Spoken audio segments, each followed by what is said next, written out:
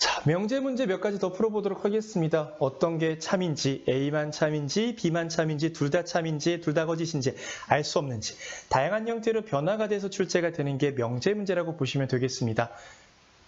지난 시간에 문제를 많이 풀어봤죠? 그것과 똑같습니다. 화살표를 알맞게 찾아 나가보고 명제, 대우 명제를 통해서 확인하시면 된다.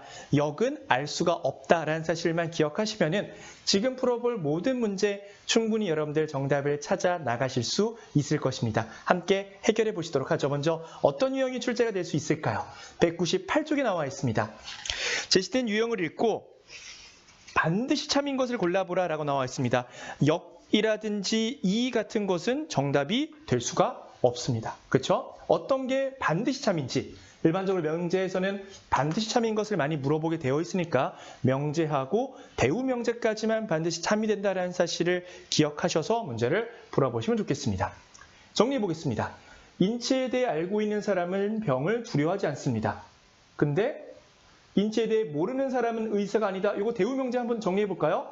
의사는 인체에 대해 안다. 그렇죠? 의사는 인체를 잘 알아요. 그런데 인체에 대해 잘 알고 있는 사람은 병을 두려워하지 않습니다. 그리고 의사는 병을 고치는 사람이다. 물론 병을 고치는 것과 인체에 잘 알고 있는 것, 병을 고치는 것과 병을 두려워하지 않는 것 관계는 모르는 거예요. 그렇죠? 의사는 인체를 잘 알고 병을 두려워하지 않는다. 이 연결고리는 충분히 확실하지만 이것도 확실하지만 얘하고 얘는 알 수 없다. 이것이 바로 이 유형의 키포인트라고 할 수 있습니다. 의사는 병을 두려워하지 않는다. 의사는 병을 두려워하지 않는다. 그대로 나왔죠? A는 맞습니다. 병을 고치는 사람은 인체에 대해 잘한다. 요거하고 요거의 관계는 알 수가 없다는 거예요. 그래서 A만 옳다 정답을 1번으로 찾아주시면 되겠습니다. 이런 형태, 항상 올바른 것을 고르는 형태가 이 문제의 키웠다라고 보시면 되겠습니다. 전혀 새로운 거 없죠? 지난 시간에 풀어봤었던 화살표를 한번 만들어 보고 명제하고 대우 명제 관계를 통해서 충분히 정답을 유추해 보실 수 있는 것입니다. 비슷한 형태의 문제 한번 풀어보겠습니다. 205쪽 9번 보도록 하시겠습니다. 이거는 뭘 물어보는 건가요? 항상 참인 것밖에 물어볼 수가 없죠. 수연이가 기말에 응시했다면 장학금을 받았을 것이다 라고 나와 있는데요. 일반적으로 이런 거는 연결고리를 또 맞춰봐야 돼요. 수연이가 장학금을 받았다면 지환이가 받지 못했다는 것이고 지환이가 받았다면 지환이가 수업을 들었다는 것이고 장학금을 받았다는 거, 이 연결고리가 딱히 보이진 않네요. 같이 한번 정리를 해보도록 하겠습니다. 명제하고 대우 명제까지 정리해 볼 필요가 있겠죠. 수연이도 장학금을 받았다면 수연이가 장학금을 받았다면 지환이도 장학금을 받았습니다. 지환이도 장학금을 받은 거고요. 지환이가 장학금을 받았다. 이거 대우 명제끼리 연결이 되네요. 지환이가 장학금을 받았다면 지환이가 수업을 들었다는 거. 그렇죠? 지환이가 자꾸 나옵니다. 수업을 들었다는 거 알 수가 있습니다. 수연이가 기말 시험에 응시했다면 수연이는 장학금을 받았다. 수연이가 기말에 응시했다면 장학금을 받은 것이고 장학금을 받았다면 지환이도 받은 것이고 지환이는 수업을 들은 것이다 라고 정리해 보실 수가 있겠습니다. 정답을 체크해 볼게요. 수연이가 장학금을 받지 못했다면 요거의 대우 명제죠. 지환이는 수업을 들었을 것이다. 수연이가 장학금을 받지 못했다면 대우 명제 오히려 지환이가 수업을 듣지 않았다면 수연이가 장학금을 받았지 않을 것이다는 맞지만 요것의 부정이 요것의 부정. 그쵸? 이 명제는 참인지 거짓인지 알 수 없습니다. 수연이가 장학금을 받았다면 지환이는 장학금을 받았죠. 전혀 잘못된 것입니다. 지환이가 수업을 듣지 않았다면 요것의 부정입니다. 수연이는 기말에 응시하지 않았을 것이다. 요것의 부정이니까 맞네요. 정답 3번 이렇게 체크해 주시면 되겠습니다.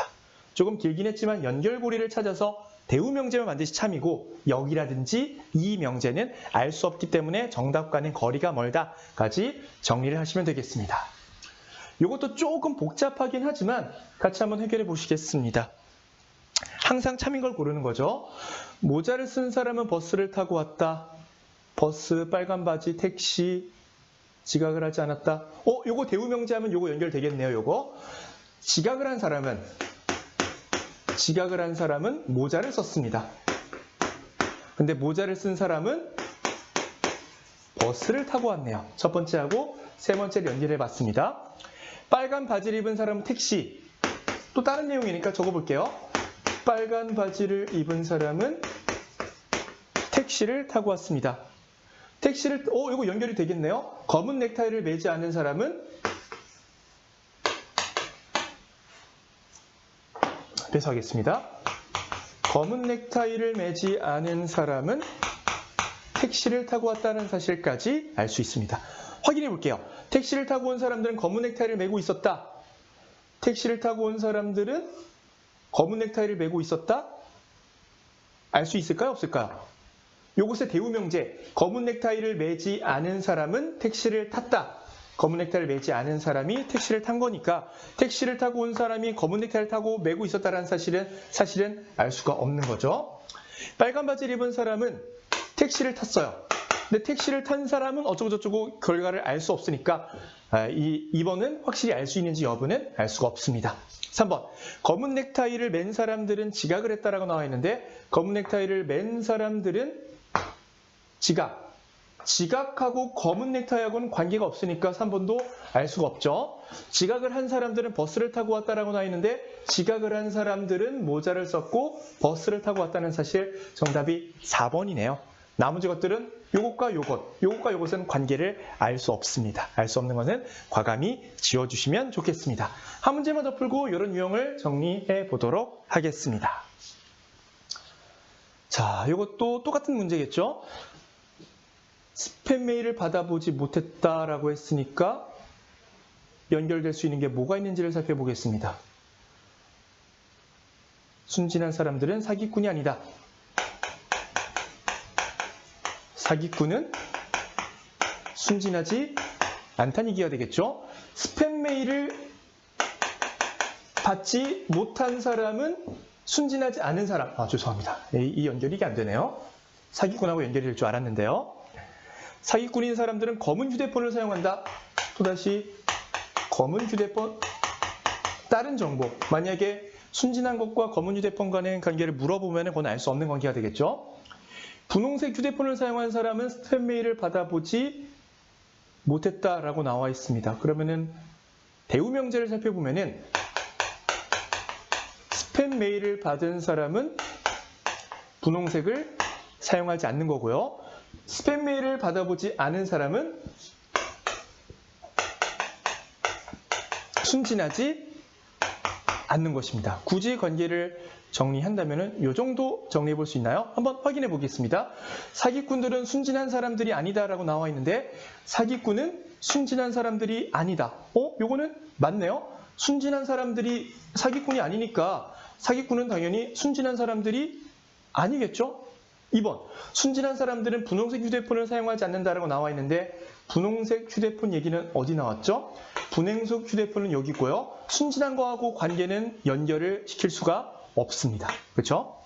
분홍 휴대폰을 사용하지 않는 사람들은 사기꾼이다라고 했는데 요거하고 사기꾼하고 연결을 시키기가 어렵습니다. 그렇죠? 이 문제 정답은 1번이 되겠네요.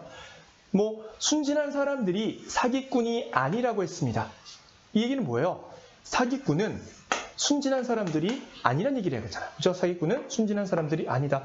정답 1번 조금 간단하게 해결해 보실 수 있었습니다. 16번 문제 한번 풀어보도록 하겠습니다. 기존에 풀어봤던 것과 똑같죠? 동일한 형태의 문제입니다. 정답을 찾아 나가시면 되는데요. 연결고리들을 찾아보시면 정답을 발견하는데 조금 도움을 받을 수도 있을 것 같습니다. 연결고리 한번 찾아볼까요? 수학시험 점수가 90점 이상이면은 수학이 90점 이상이면은 대우명제니까 영어 점수가 90점 이상이다. 영어가 90 이상이다는 찾을 수 있겠고 영어 점수가 90점 이상인 사람은 수학 공식을 잘 외운다. 따라서 수학시험 점수가 90점 이상인 사람이 수학 공식을 잘 외운다는 것은 정확하게 확인해 볼 수가 있겠네요. 영어 단어를 잘 외운 사람은 90점을 초과한다. 영어 단어를 잘 외우는 사람은 영어 단어 90 이상이다 라고 했는데 그렇다고 해서 영어 단어하고 수학 시험 점수하고의 관계는 알 수가 없겠습니다. B만 항상 옳다는 사실을 알 수 있었습니다. 명제 문제는 다양하게 출제가 되긴 하죠. 하지만 어차피 연결고리들을 찾고 대우명제를 활용한 형태의 문제만 주로 출제가 되고 있으니까요. 맞냐 틀리냐 알 수 없냐 정확하게 구분하셔서 여러분들이 원하는 값을 도출해내시면 좋겠습니다. 다음 시간은 이제 가장 중요한 파트죠. 수많은 조건들을 읽고 문제 정답을 찾아 나가는 유형의 문제들을 몇 가지 풀어보도록 하겠습니다.